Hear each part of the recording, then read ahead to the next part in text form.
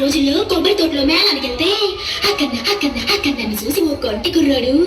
16 పాపాని పేరేటన్నాడు, ఉరకలు వేసేసే పాని ఊరేదన్నాడు, మీ ఊరుంటే ఇంటికి వచ్చే దారేదన్నాడు, ఇంటికి వచ్చి నిన్నే పిలిచే పరిసేదన్నాడు. జాతం మా ఊరు పెద్దాపురం వెరకేటి కడని తోరు కాబన్న వరుస పేరు నా పేరు పారిజాతం మా ఊరు పెద్దాపురం వెరకేటి కడని తోరు కాబన్న వరుస పేరు అని చెప్పగానే